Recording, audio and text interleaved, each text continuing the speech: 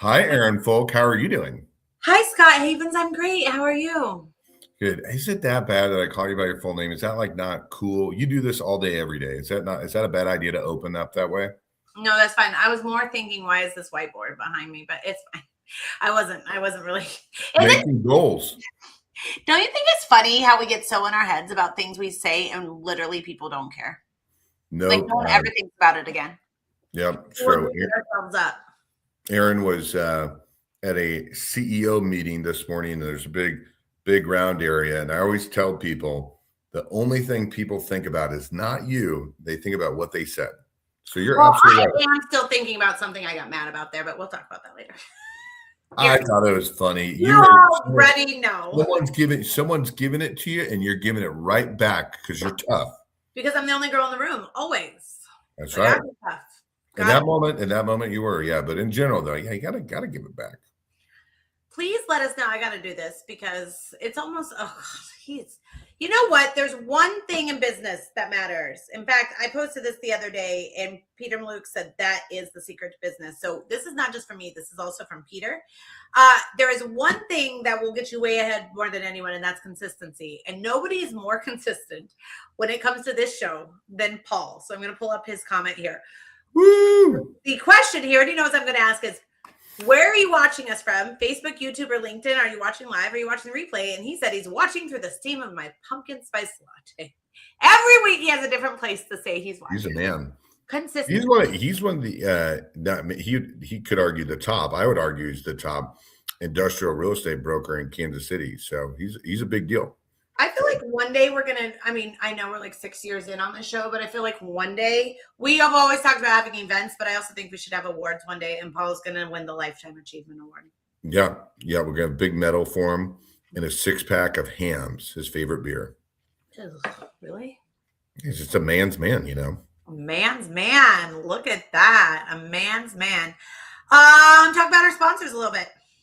Well, Evardy Construction, super nice, amazing people. They are very busy in non-for-profit season because they help support many non-for-profits, not just helping build the city, but supporting Bestway International. Hilarious, awesome sponsors. They're always helping others. They do a great job of just building relationships with their clients, and also they build it when they're not asking for business. So if something personal happens in your life, they're there to reach out. So they provide that personal touch. Okay, so Bestway, I know will be at the Big Brothers Big Sisters Gala this weekend because they always are. They did the Most Wanted thing the same year I did. So we'll get to see them this weekend, and I just love watching them at those events. And then Bestway International has been doing something called Cargo Cafe every single month, just keeping everybody like abreast of tariffs and what's going on. They are doing a 2025 recap on the 16th on their LinkedIn page, Bestway International, and they'll be talking about what we learned this year, how to prep for next year, all of that. So make sure if you do anything with having anything shipped or international trade or anything like that, go watch that because it's a really great resource. Paul's telling you thank you. Aaron brought it up. God's just gonna kick my ass. Ooh, I almost did it. We forgot to tell our guests. Did I tell them they're not allowed to cuss? These guests would never cuss, but still, you're not allowed to cuss. Time in 5 years. But yeah, no, Scott. Every email we get is addressed to you first. Every time people talk about us, this is my life. I'm just your support person at this time. It's fine. You run the show. I'm fine with it. I don't know anything about business. Inside joke. Okay. Somebody send this to him. Somebody that knows what I'm talking about. Okay. I do have a really funny story real quick. Real funny story. Then we're going to get into our guests. I use the same software to do my legal webinars every month. And the other day I had my sound turned down, but I didn't know it. You're talking to yourself during a webinar. So I started playing with the sounds like when I first went on, and I was like, oh, it must not be working. And then I just started in on the webinar. When I went to do the replay, it was doing things like this.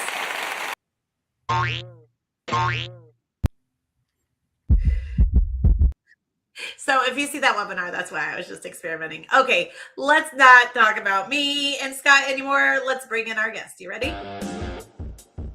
Greatest music ever. Oh, Wendy. Scott loves this music. I hate it. All right. Our very first guest today is Wendy and Eze. Woohoo! Hi, guys. Welcome to Drinks with Leaders. We're so excited to get started. Let's just jump right in. Wendy, who are you? What do you do? And how do you get to Kansas City? Awesome. Well, my name is Wendy. Oops, I'm losing my headphones. My name is Wendy Lyons Chrostek, and I am a pastor at Church of the Resurrection. I'm currently the location pastor at our Brookside location, which is just south of Whole Foods and just west of UMKC. And I have been at Church of the Resurrection for 16 years. That's why I came to Kansas City, actually, from a small town in Louisiana. And I am a pastor, and this is the largest United Methodist Church in the country. So if you didn't know that, that's like a fun little fact. But my husband and I are both pastors. We met when we were in seminary at Duke, and we kind of made our circle around. We met at Duke, and then we lived in Michigan for a little while, which is where he's from. And then we came here to Kansas City.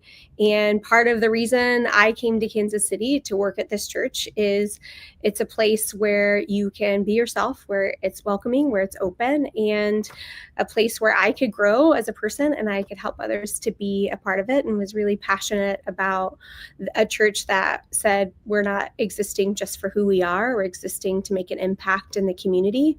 And we are a welcome and inclusive and open congregation. And so we came here to Kansas City. My husband started our downtown location, and for many years I worked in Leawood as a pastor before coming here to Resurrection Brookside. So just I'll give a note about Resurrection Brookside. And I don't preach every week. Folks ask me about that. I don't preach every week, but I do have a privilege of connecting with people at all different points in their life. So I do weddings and I do funerals, and I connect with people and hear their stories and help them to grow in their life of faith. And I have found Kansas City to be the most incredible place to live. Like I said, I didn't know anybody. We didn't know anybody when we came here, but have found it to be a place of really beautiful people and great chances to connect. So that's a little bit about me.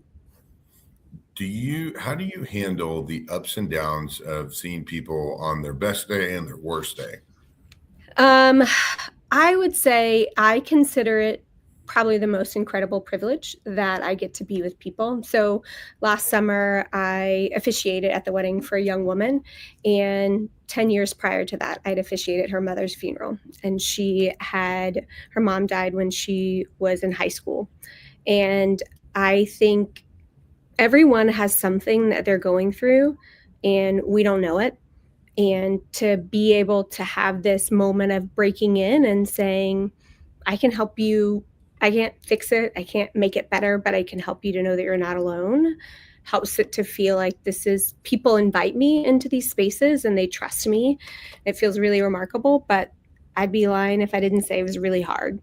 Like sometimes it's one of the most painful things you ever experience with people.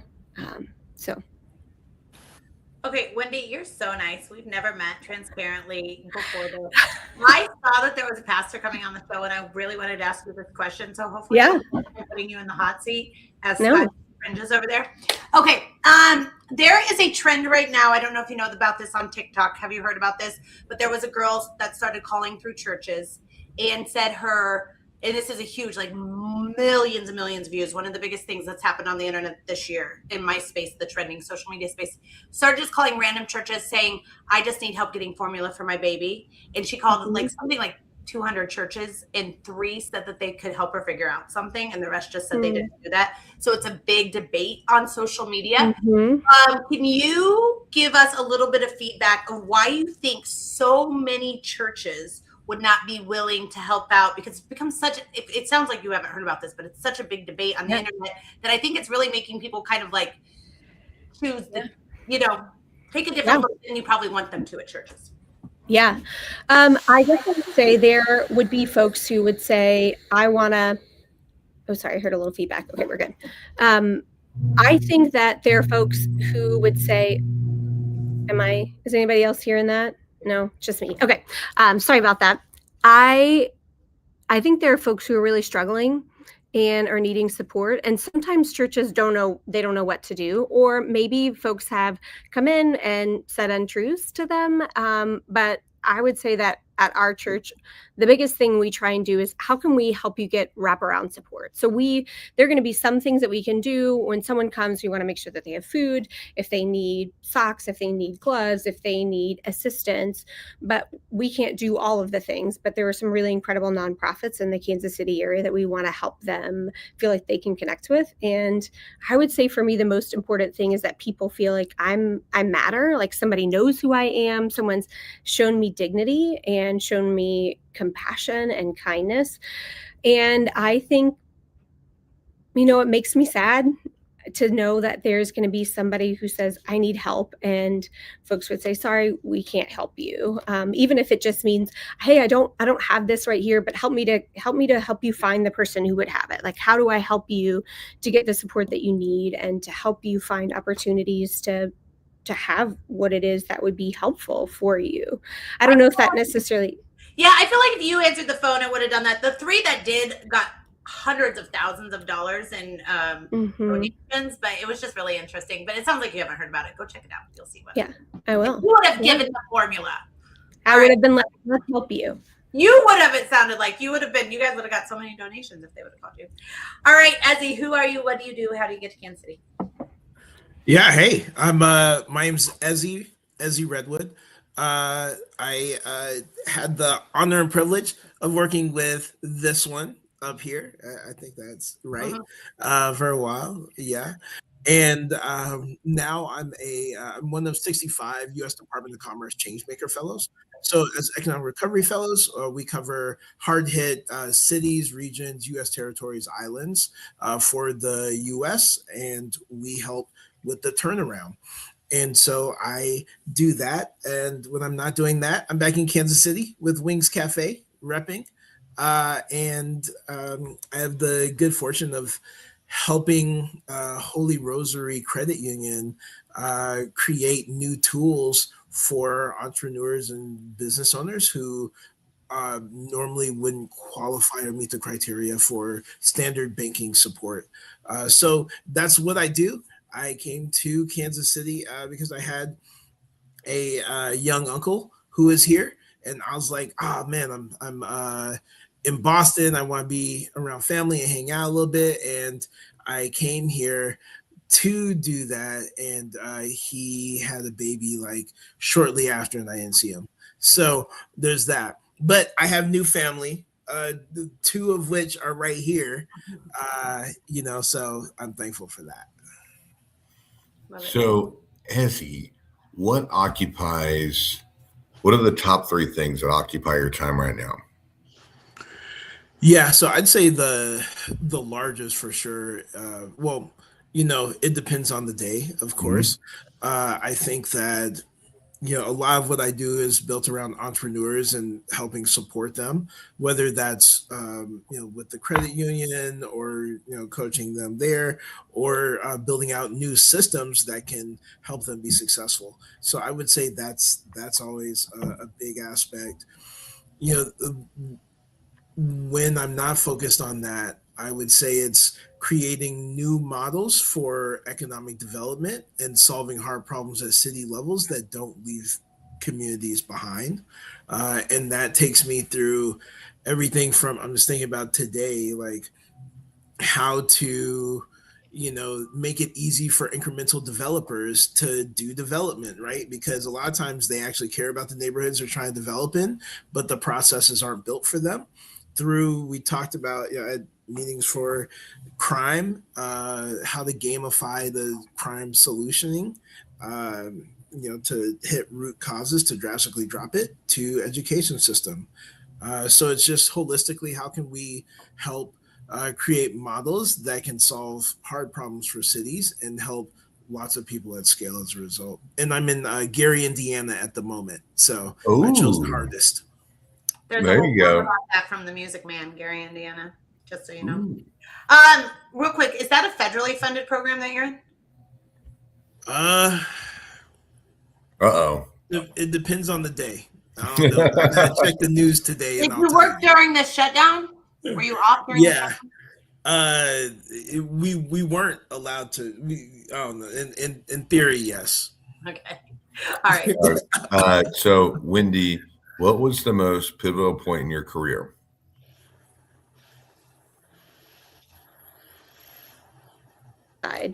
So I was. Wendy, we went off real quick. Oh. What was the most pivotal point in your career? Yes. So I coming here to Resurrection Brookside.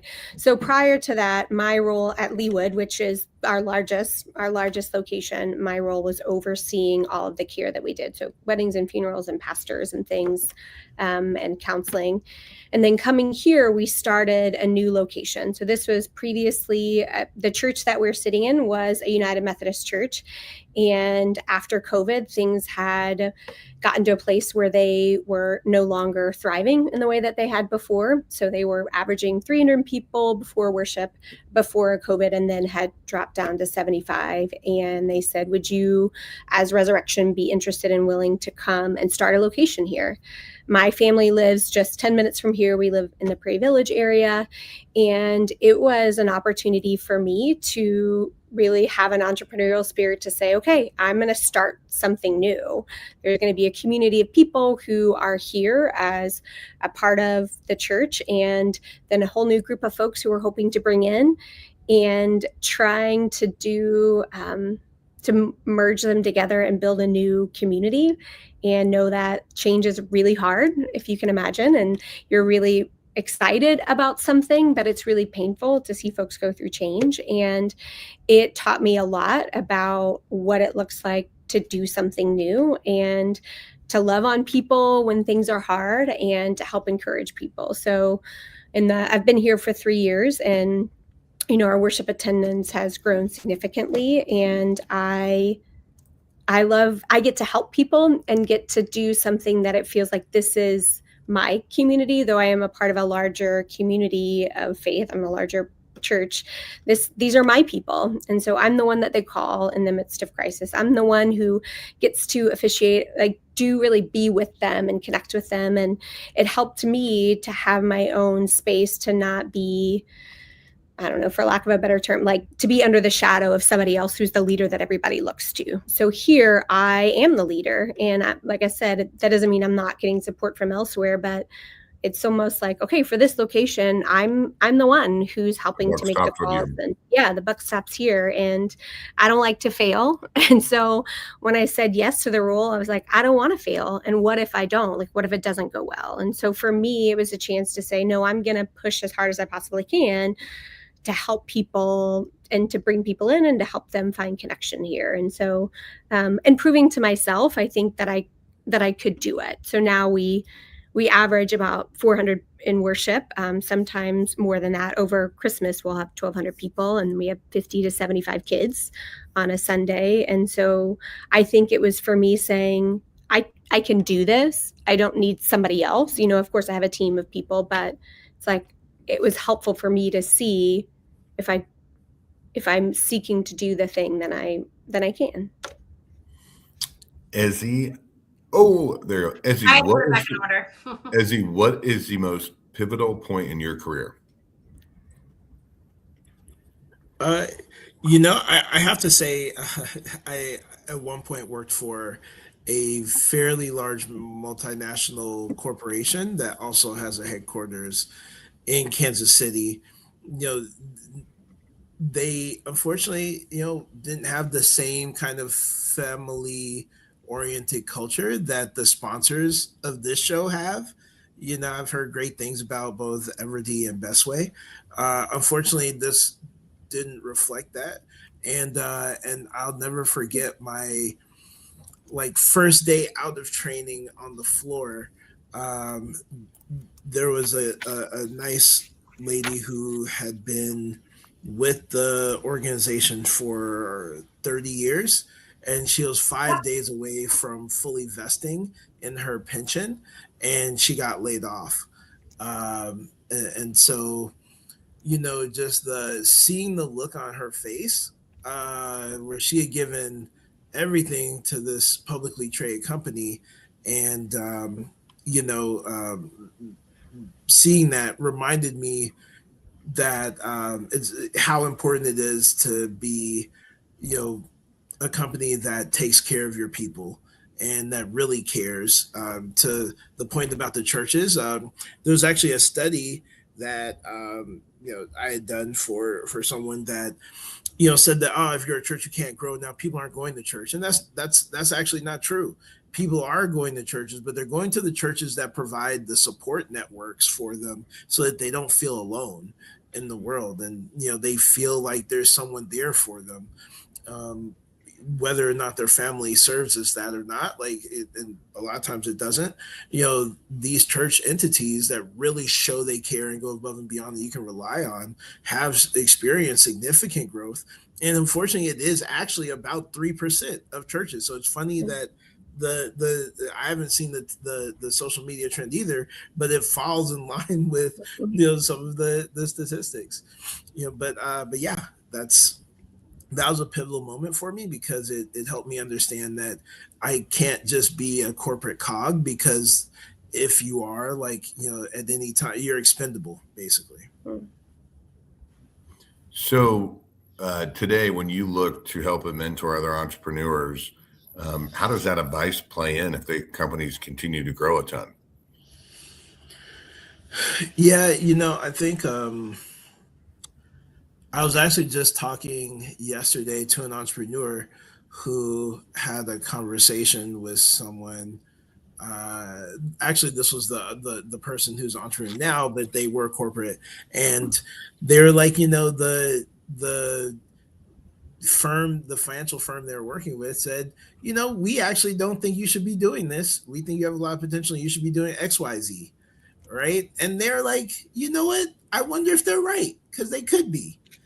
So there's, I think, a way of doing things with love. And I think that, we have to keep that in mind, that, at the end of the day, we're as good as the people that make us up. And, just be kind. I like it. All right, my dog's losing a little bit, so I'm going to ask this question. Wendy, how are your 2025 goals going, personal, professional, and how can this community help you in 2026? Awesome. I think in many ways they're going well, but then they're not perfect. I'd hope to increase our worship attendance by 10%, and we are staying at the same, which is still good, but our engagement has dramatically increased. So when I say engagement, I look at people involved in the community and connecting with one another. So in this year, we had 100 people who were more deeply connected in groups. So that looks like empty nesters, that's parents, that's moms, that's folks who are looking for and desiring community. And I would say that's what I love to do. So personally, every time I'm meeting with someone, I'm thinking, how can I help them be connected?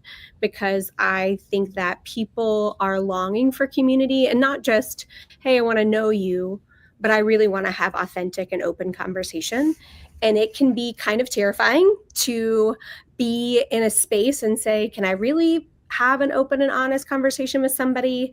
And so my goal in every sort of connection is, how can I help people to feel like they're not alone? So it's interesting you were saying that, Eze, too. Like, information that I've studied about AI is, Harvard Business Review did a top 10 of reasons people use AI. One of them was that in the top 3 was counseling and for companionship and relationship.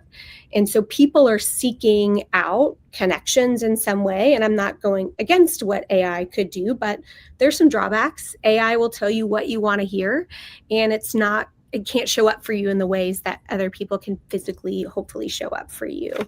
And so as I look into 2026, I want to start more groups. I want people to feel more connected. I am, starting a group for empty nesters. I'm starting a group for parents. And when I say, like, what would help me is if there's somebody that who maybe they've been hurt by the church, or they've never been part of a church, or they say, I'm looking for something, I'm in the midst of a season of transition or something hard or something good, and looking to build community, I would say, invite them to experience it.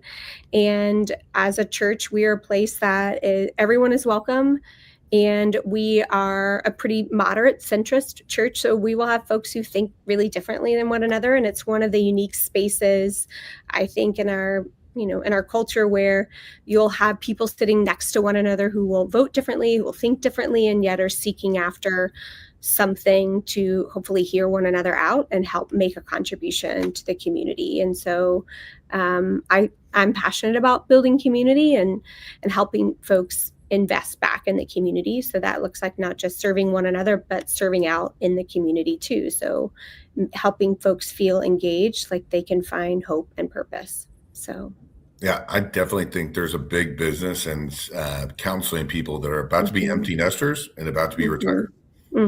Yeah. Transition. Yeah. All right, Yeah. Eze, we are pushing up on time. So my same bad. question. Yeah, I think my goal for this year was to create new models for solving hard problems. One of the biggest is small business support. I think that my ask, if you will, is that we find ways in our professional capacities to add additional support for those entrepreneurs who are risking everything to provide jobs and build their economy while adding value in whatever marketplace they're in. People put their houses on the line. They put everything they have, their savings on the line, and they risk it all and deal with employees who are in transitional places in their lives a lot of times.